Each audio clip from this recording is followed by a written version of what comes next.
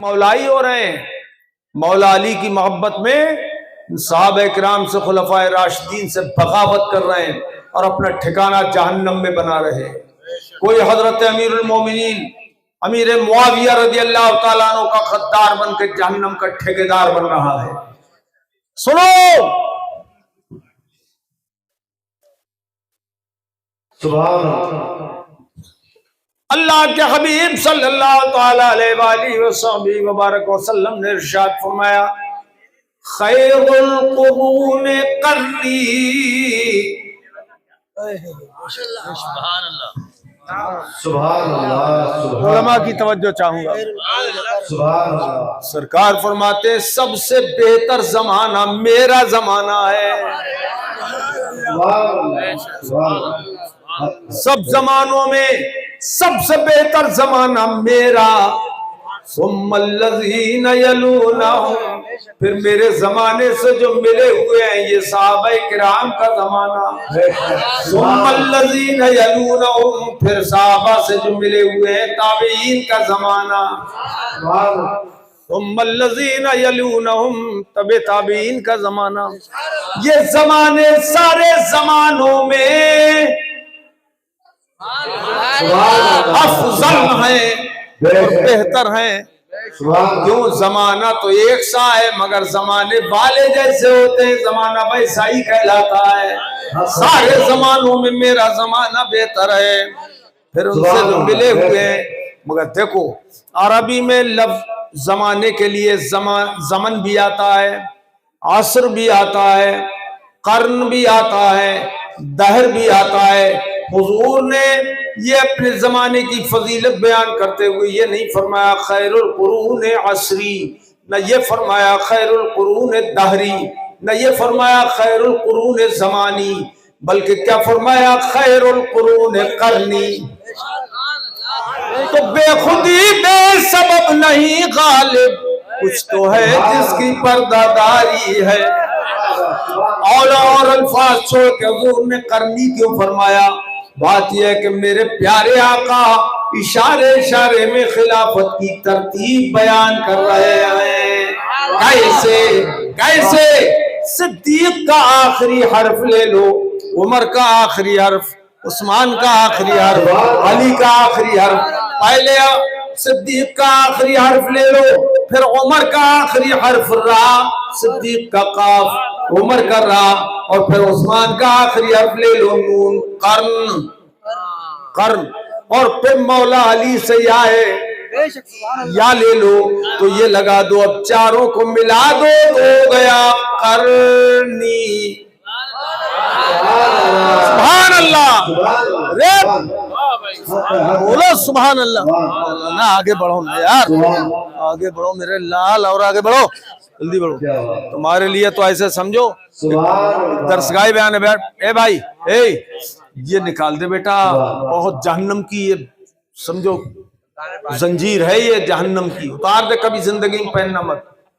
دل لگ رہا ہے؟ نہیں سچ بتانا، دل لگ رہا ہے تو ایسی زور سے بولا کرو سبحان اللہ۔ ہے نئی تقریر؟ بالکل نہیں۔ واہ واہ واہ، 29 سال پہلے کی تقریر بتا رہے ہیں، آج سن رہا ہوں۔ یہ 29 سال سے غیر حاضر ہیں، توجہ ہے؟ سب سے پہلے انہی نے بلایا تھا، ہمیں بتا رہے ہیں۔ تو صدیق کی کا آخری حرف لو قاف، عمر کا آخری حرف لے لیجئے، بولو نا را، اور کتنے مر جاتے ہیں ایسے لوگ؟ حضور فرماتے ہیں میرے خلفاء ہوں گے، ایک نہیں خلفاء ہوں گے، خلیفہ نہیں خلفاء ہوں گے۔ اور جمع کا اطلاق مولانا عارف صاحب کم سے کم 3 پر ہوتا ہے۔ ہم نے کہا جانی رجالم، میرے پاس مرد آئے تو اس کا مطلب یہ ہوا کم سے کم 3 آئے۔ ایک آتا تو جانی رجلم کہتے، 2 آتے تو جانی رجلانے کہتے، 2 مرد آئے۔ لیکن جب بہت سے لوگ آئے تو کہتے ہیں جانی رجال، بہت لوگ آئے، یعنی کم سے کم 3 آئے۔ کم سے کم 3. اب میرے آقا نے فرمایا تم پر میری سنت لازم، میرے خلفاء کی سنت لازم، جو راشدین بھی ہیں یہ بھی جمع کا صیغہ، مہدیین بھی ہیں یہ بھی جمع کا صیغہ. تو مطلب یہ ہوا کہ ان میں کم سے کم 3 خلفاء ماننا ضروری ہے.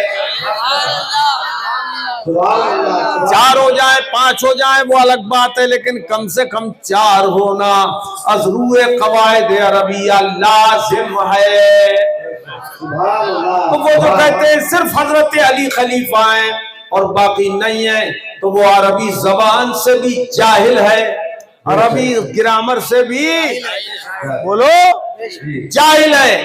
3 جمع حضور نے ذکر کی، خلفاء راشدین اور مہدیین، جو ہدایت یافتہ بھی ہیں نیک بھی ہیں.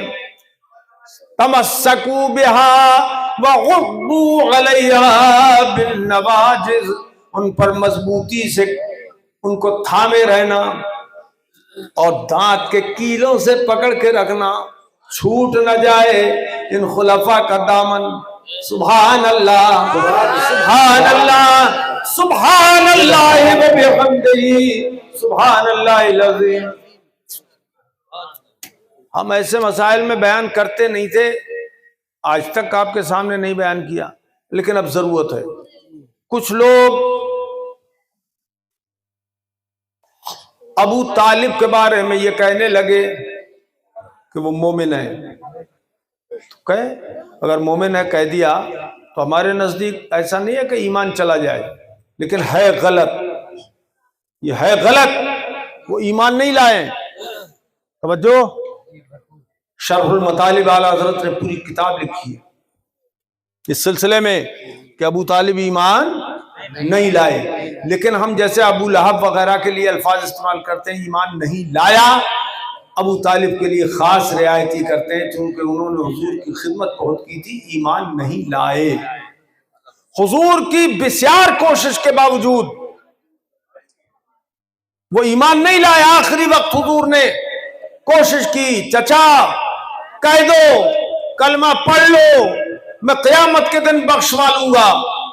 تو ابو لہب اور ابو جہل یہ دونوں خبیث وہاں تھے، انہوں نے ان کو ہڑکایا، کہا کہ آر دلایا اور کہا کہ قوم کیا کہے گی، تم مرتے ٹائم اپنے بتوں کو بھول گئے، اپنے خداؤں کو دھوکہ دے دیا تم نے. تو ابو طالب جو تھے وہ نفس غالب آ گیا اور غار کو ترجیح کی، انہوں نے ترجیح دی، انہوں نے نار پر، جہنم پر آر کو ترجیح دے دی. اس لیے انہیں مومن نہیں کہہ سکتے. یہاں تک کہ جب ان کا انتقال ہوا تو حضرت علی کرم اللہ تعالی وجہ الکریم ان کے بیٹے تھے، انہوں نے حضور کے پاس آ کے عرض کیا، سرکار ان غمک الضال قد مات، حضور آپ کا گمراہ چچا مر گیا. کس نے کہا؟ حضرت علی نے. دوسری حدیث میں آیا ہے ان غمک الکافر قد مات، بے شک آپ کا کافر چچا مر گیا. کس نے کہا؟ حضرت علی نے. زبان سے بولو، کس نے کہا؟ حضرت علی نے. تیسری حدیث میں آیا ان غمک المشرک قد مات، حضرت علی کہہ رہے ہیں حضور آپ کا مشرک چچا مر گیا. ان کے باپ تھے گمراہ، کافر اور مشرک کے الفاظ تینوں حضرت علی نے ذکر کیا حضور کے سامنے. اور یہ حدیثیں بخاری شریف کی حدیثیں ہیں، جی بخاری شریف میں ہے یہ. اب بتاؤ حضرت علی اپنے باپ کو کیا کہہ رہے ہیں؟ ابل کافر، یہ نہیں کہا ابل مشرک، ابل ضال نہیں کہا میرا باپ مشرک مر گیا، بلکہ اپنا باپ کہنا بھی ان کو گوارا نہیں. جبھی تو کہا ان عمک الضال، ان عمک المشرک، ان عمک الکافر قد مات، آپ کا چچا مر گیا، کافر مرا، مشرک مرا، تو کیا کروں؟ حضور نے فرمایا فوارے ہو، ان کو زمین میں گاڑ دو، زمین میں چھپاؤ، بس اور کچھ نہیں. اگر مومن ہوتے نا ابو طالب جاتے تو اتنا مجمع ہوتا صحابہ کرام کا اور حضور نماز جنازہ پڑھاتے, لیکن نہیں ہوا ایسے. ایسے لوگوں کے دامے فریب میں مت آ جانا. جو ہمارے اکابر محدثین مفسرین فقہا متکلمین یہ مانتے آئے ہیں کہ ابو طالب مومن نہیں گئے دنیا سے, وہی آپ سمجھو. اچھا کسی نے پوچھا, شاید حضرت عباس نے پوچھا تھا حضور سے کہ حضور آپ کی بڑی خدمت کی ہے ابو طالب نے, ان کے بھائی تھے ابو طالب, وہ مر گئے تو آپ کی اس خدمت کا کچھ صلہ ان کو ملا کہ نہیں ملا؟ توجہ توجہ, ملا کہ نہیں ملا صلہ؟ مولانا صاحب صلہ ملا کہ نہیں؟ کچھ فائدہ ہوا ان کو نہیں آپ کی خدمت کا؟ فرمایا ہاں میری خدمت کا فائدہ ہوا. کیا ہوا؟ تو فرمایا ابو طالب کو جہنم سے نکال کر صرف اتنا اوپر لے آیا گیا ہے کہ ان کے ٹخنوں تک عذاب ہے, پورا بدن عذاب میں نہیں ہے, ٹخنوں تک عذاب ہے, مگر وہ اتنا سخت عذاب ہے کہ اس سے دماغ کھول رہا ہے ہانڈی کی طرح, ٹخنوں تک آگ میں ہے ابو طالب. یہ حضور نے ارشاد فرمایا. تو حضور جو بیان فرما رہے ہیں ہمارا اس پر ایمان ہے, بولو ہمارا اس پر ایمان ہے. بات آ گئی. اور حضرت امیر المومنین علی مرتضی رضی اللہ تعالیٰ عنہ کے تعلق سے لوگوں نے یہ بدنام کرنا شروع کر دیا کہ صحابہ کرام میں سب سے افضل تھے, خلفائے راشدین سے بھی افضل تھے. اور ایک تو بد نصیب واٹس ایپ پہ کہہ رہا تھا کہ اہل بیت کی پیدائش نبیوں سے بھی پہلے ہوئی ہے. معاذ اللہ, زور سے بولو یار. اور کہا کہ سارے نبیوں سے اہل بیت رسول افضل ہیں. معاذ اللہ, کافر ہو گیا. بولو ہو گیا کہ نہیں کافر؟ ارے ساری امتیں مل کر اگر ایک نبی کا مقابلہ کرنا چاہے تو نہیں کر سکتی.